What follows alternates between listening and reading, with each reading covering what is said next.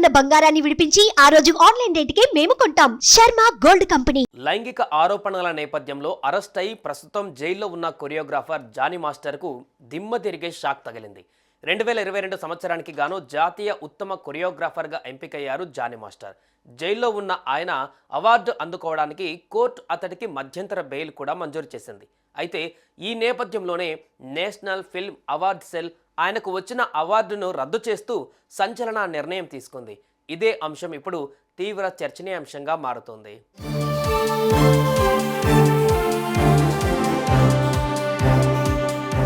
దక్షిణాది చిత్ర పరిశ్రమల్లో టాప్ కొరియోగ్రాఫర్లలో ఒకరుగా కొనసాగుతున్న జానీ మాస్టర్పై పెళ్లి పేరుతో నమ్మించి లైంగిక దాడికి దిగాడంటూ ఓ యువతి పోలీసులకు ఫిర్యాదు చేసిన విషయం తెలిసిందే. దీంతో అతనిపై నార్సింగి పోలీసులు పోక్సో కేసు నమోదు చేసి అరెస్టు చేశారు.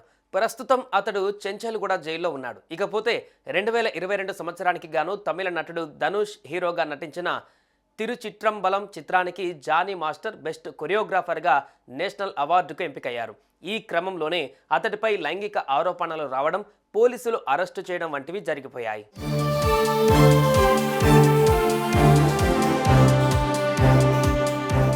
అయితే ఈ నెల 8న ఢిల్లీలో జానీ మాస్టర్ ఆ అవార్డును తీసుకోవాల్సి ఉంది. అందుకోసం అతడు బెయిల్ కోసం దరఖాస్తు చేసుకోవడంతో రంగారెడ్డి కోర్టు పరిశీలించి ఈ నెల 6 నుంచి 9 వరకు మధ్యంతర బెయిల్ కూడా మంజూరు చేసింది.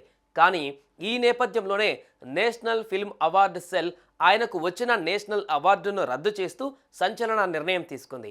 ఆయనపై లైంగిక ఆరోపణలు రావడంతోటే ఈ నిర్ణయం తీసుకున్నట్లుగా తెలుస్తోంది. జానీ మాస్టర్కు వచ్చిన నేషనల్ అవార్డు అనూహ్యంగా రద్దు కావడంతో ఇప్పుడు తీవ్ర చర్చనీయాంశంగా మారింది.